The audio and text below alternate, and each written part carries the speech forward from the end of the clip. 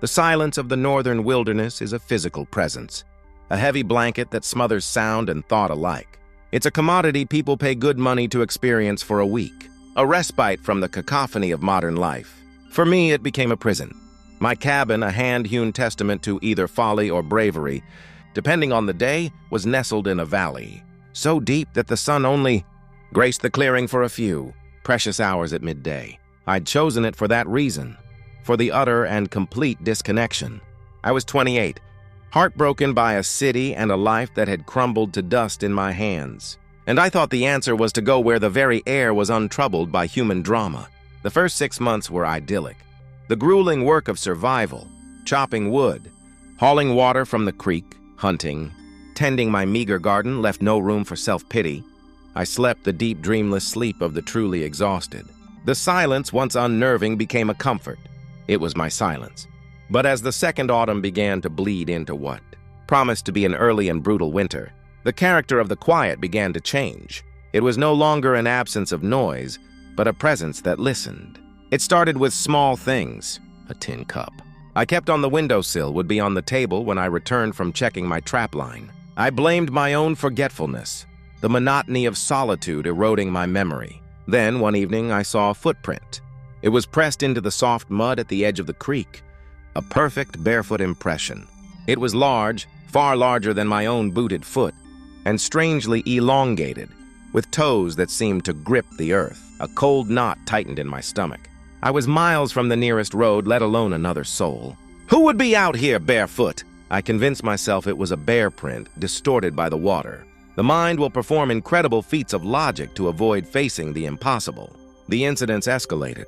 I'd wake in the deep of night, to the sound of something brushing against the cabin walls, a slow, dragging sound, like a heavy sack being pulled through the undergrowth. I'd grab my rifle, my heart hammering against my ribs, and throw open the door, only to be met by the impassive stare of the moonlit forest. Nothing. Once, I heard a low, guttural humming, a tuneless melody that seemed to vibrate through the very logs of my home. It was a sound that felt ancient and deeply, profoundly wrong. I shouted into the darkness, my voice thin and reedy against the vastness of the night. The humming stopped, but I felt a shift in the atmosphere, a sense of attention now focused directly on me. The true horror began the night the first snow fell. It was a silent, relentless curtain of white, smothering the world. I'd just banked the fire for the night when I heard a new sound. A tap. A single, deliberate tap on the glass of my one small window. I froze, my blood turning to ice. I was on the second floor. There was no porch, no ledge, nothing but a sheer drop to the ground below. The tap came again, sharper this time. Tap, tap, tap. Trembling, I forced myself to turn around. Pressed against the cold glass was a face. It was pale and gaunt, with eyes that were just dark, hollow pits. Its mouth was stretched into a wide, lipless gash, and it was humming that same, tuneless melody. I stumbled back, fumbling for my rifle, but by the time I had it leveled, the face was gone. I spent the rest of the night in a chair, pointed at the window, the rifle growing heavy in my hands. The snow continued to fall, and in the morning, there were no footprints beneath the window, only a smooth, unbroken expanse of white. That was the beginning of my end. The thing, the watcher in the woods, as I came to think of it, never showed itself so clearly again. It didn't need to. Its presence was a constant, gnawing pressure at the edge of my perception. It would mimic voices. I'd hear my mother calling my name from just beyond the tree line, her voice laced with a fear that made me want to run to her. But my mother was 1,000 miles away, and I knew with a chilling certainty that it was a trap. It would knock on the door with a rhythm that perfectly imitated a lost traveler, 3 quick raps, a pause, 2 more. But no traveler would be out here in this valley in the dead of a Yukon winter. My sanity began to fray like a rotten rope. I stopped sleeping, jumping at every creak of the cabin settling. I talked to myself, then argued with myself. The thing outside was feeding on my fear, I was sure of it. I could feel its satisfaction, a cold emanation that seeped through the walls. I had to get out. The snow was too deep, the passes were blocked. I was trapped. My food was running low, my firewood pile dwindling. The elements I had once mastered were now the bars of my cell. The last entry in my journal is smeared with what I hope is pine pitch. It reads, "It's inside the silence. It doesn't break the quiet, it lives in it.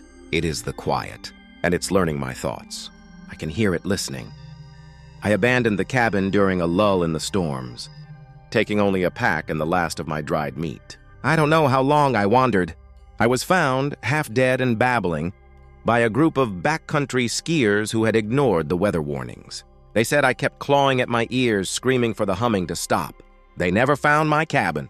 Sometimes, on a night when the wind is just right, or when the city outside my apartment is a little too hushed, I'll hear it. A faint, guttural hum, and I know the silence out there in the deep woods is no longer empty. It's waiting.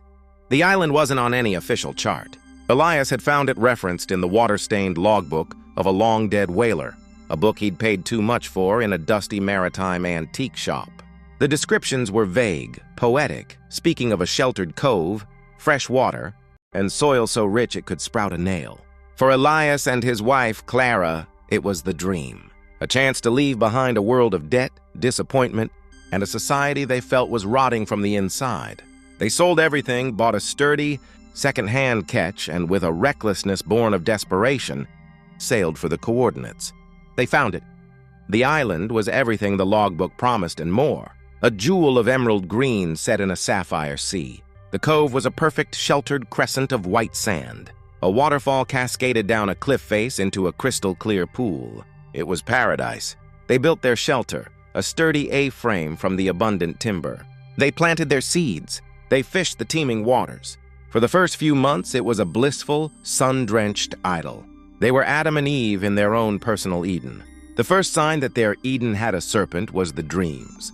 They started simultaneously, both of them experiencing vivid, terrifying nightmares of drowning, not in the sea, but in the freshwater pool beneath the waterfall. In the dreams, the water was thick and syrupy, and things with long, pale fingers pulled them down into the dark. They woke each night gasping and clutching each other. They dismissed it as bad fish, or perhaps a subconscious fear of their isolation finally manifesting.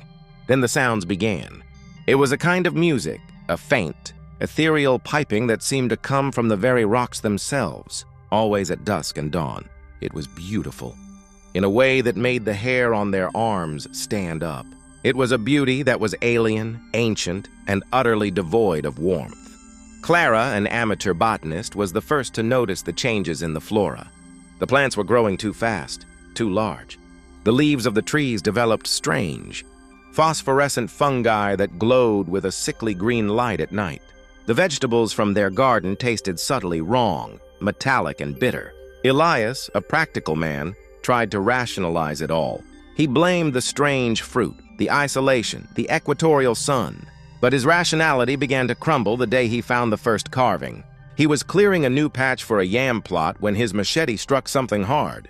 It was a stone, not a natural one, but a worked pillar, half sunk into the rich black earth. It was covered in intricate, spiraling carvings of things that were half human, half sea creature, their faces contorted in expressions of ecstatic agony. He showed it to Clara, and a shared, unspoken dread settled between them. They were not the first people here. That night, the piping was louder. It seemed to come from all around the clearing, a dissonant chorus that wormed its way into their skulls. They huddled inside their A-frame. The cheerful structure, now feeling like a flimsy shack against an incomprehensible threat. In the morning, Clara was gone. Elias searched frantically, his voice growing hoarse as he screamed her name into the oppressive jungle silence. He found her down by the pool at the base of the waterfall. She was standing knee-deep in the water, naked, her back to him. She was perfectly still. "Clara!" he cried, rushing towards her. She turned slowly. Her eyes were wide, vacant. The pupils dilated so massively they seemed like pools of ink. A serene, utterly placid smile was on her face, a smile that held no trace of the woman he loved. "The singers," she whispered, her voice a dry rustle. "They are so old. They sleep in the stone and sing in the water. They want us to join them. They are so lonely." Elias tried to pull her from the water, but she was unnaturally strong. She fought him with a silent, fluid grace, her body slick and cold. He managed to drag her, kicking and scratching, back to the A-frame. He tied her to their bed with strong rope, his heart breaking with every loop. She didn't scream or protest. She just lay there, humming that same eerie piping melody. He knew then that the island itself was alive, and it was malevolent. It wasn't haunted by ghosts, but by something far older. Something that had been slumbering in the bedrock and the water, and their presence had woken it. The dreams, the music, the growth, it was all a slow, insidious absorption. The island was consuming them, rewriting their very beings to suit its alien chorus. He had to get them off the island. He spent the next day desperately preparing the catch, all the while listening to Clara's soft, inhuman piping from the cabin. The jungle seemed to watch him, the leaves trembling with a malice he could feel. As he carried Clara, now docile and smiling, down to the beach, he saw them, figures standing just within the tree line. They were shimmering and indistinct, like heat haze given form. They had the shape of the carvings on the stone, long-limbed, with large black eyes, and they were piping, the sound now a deafening, mind-shattering wall of noise. He shoved the dinghy into the surf, laying Clara in the bottom. He rowed with a strength born of pure terror, not daring to look back.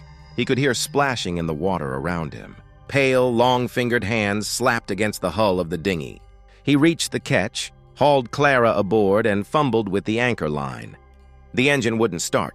The fuel line had been chewed through, not by an animal, but by something that had left sharp, geometric bite marks in the rubber. He was still trying to fix it when the first of them pulled itself over the gunwale. It wasn't a creature of flesh and blood, not entirely. It was made of water and light and a terrible ancient will. It looked at him with its bottomless eyes, and the piping became a single, commanding note inside his mind. He felt his own will dissolving, a warm, welcoming numbness spreading through his limbs. He looked at Clara, who was now standing, swaying with the boat's motion, her face a mask of blissful vacancy. He made a final, desperate choice. He grabbed the flare gun from the emergency locker, pointed it at the ketch's fuel tank, and pulled the trigger. The last thing Elias knew was a world-shattering roar of light and heat, a brief purifying fire in the heart of that liquid, singing darkness. A Japanese fisheries patrol boat found him 3 days later, clinging to a piece of splintered wreckage. He was alone. He was sunburned, dehydrated, and utterly, completely mad. He babbled about singers in the stone and an island that drank souls. They found no trace of the island on their charts or their radar. They wrote his story off as the ravings of a sun-struck castaway who had watched his wife die at sea. But sometimes, late at night, the officer who pulled him from the water swears he hears a faint, piping melody on the wind, a sound that fills him with an inexplicable and profound sorrow. The decision to buy the old Henderson farm was, we thought, the culmination of a decade of planning. We'd read all the books, taken the courses, saved every penny. 20 acres of scrub and forest in the Appalachian foothills, with a weathered, 2-story farmhouse and a barn that listed like a drunken sailor. It was remote, the last property, on a dirt road that turned to mud soup with the first spring rain. Perfect, we wanted to be left alone. The previous owners, a reclusive family who'd kept to themselves for generations, had sold it for a song through a lawyer in the city. The locals in the nearest town, a clapboard cluster of buildings 10 miles away, were tight-lipped. They'd just nod slowly when we told them where we were headed, their eyes avoiding ours. "Place has its own weather," one old-timer at the gas station muttered, spitting a stream of tobacco into the dust. We laughed it off. Quaint local superstition. The first year was hard, back-breaking work, but it was the good kind of hard. We repaired the roof, patched the walls, started a garden. Our son Leo, who was 5, loved the freedom. He'd chase fireflies in the meadow and talk to the birds. We felt like pioneers, like we were building something real, something that would last. We were happy. The change was so gradual we almost didn't notice. It started with the land itself. The garden, so promising in the spring, began to fail, not from pests or lack of water, but from a kind of lethargy. The plants grew stunted and twisted, their leaves blotched with strange black patterns. The soil, which had seemed so fertile, became hard and greasy to the touch. The trees in the woods surrounding our clearing seemed to press closer, their branches skeletal and grasping even in full summer. The air grew heavy and still, and the old-timer's words came back to me, its own weather. It was always overcast on our 20 acres, a perpetual twilight that the sun couldn't quite penetrate. Then there were the sounds, Not the cheerful cacophony of nature we'd grown used to, but something else.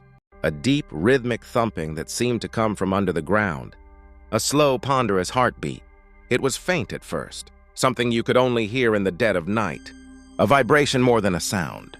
But it grew steadily louder, week by week, until we could feel it through the soles of our feet as we walked through the house. My wife, Sarah, was the most affected.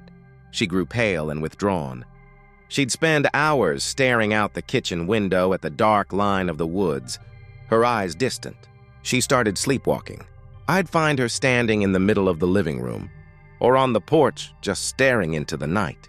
When I'd lead her back to bed, she'd mumble about the old bones of the world and the sleeper under the hill.